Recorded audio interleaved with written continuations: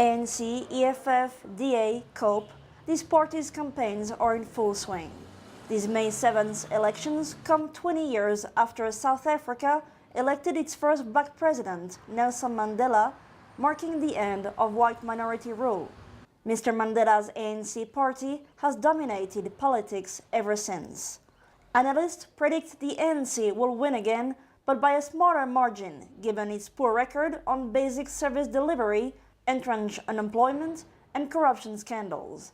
This disenchantment may be affecting South African first-time voters. Only 1/3 have registered to vote, and even among those that did, some, like university students Simela Tseka, say they are not sure their choice will matter. I wanted to vote because, I felt like it was my duty as a South African citizen to vote. But, as of lately, my thoughts on democracy have been changing. Democracy, right, only offers us an opportunity, to put people in power, but after that, we don't get to decide how they use that power. Tseka says he's tired of ANC scandals, but the ANC still has a huge support based on its historical legacy.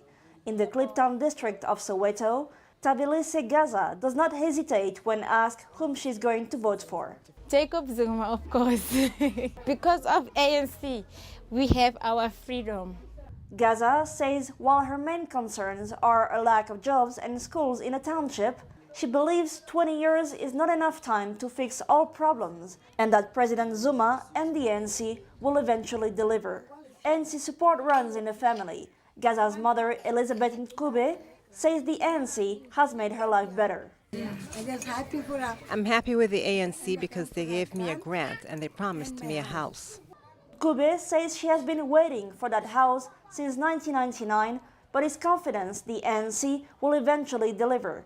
Not so for 19-year-old Neo Prince Tom, who lives a few blocks away and does not plan to vote at all. That's my way of protesting by not voting, because if I'm voting, that means I'm saying I agree with everything that they do, But for not voting, I see it as a way of denying everything that they come up with. Tom distrusts all current political parties. Our parents will always say, no, the government, the ANC has fought for freedom, and it's not all about it, it's all gone. What we should focus on, it's what is still coming, it's tomorrow. Polls show that Tom is typical of the born frees, as they're called, who have only known democracy and think the government is out of touch. And South Africa is a young nation. Nearly half of the 25 million registered voters are under 40. The question is, how many of them will vote? Emilie Iob for VOA News, Johannesburg.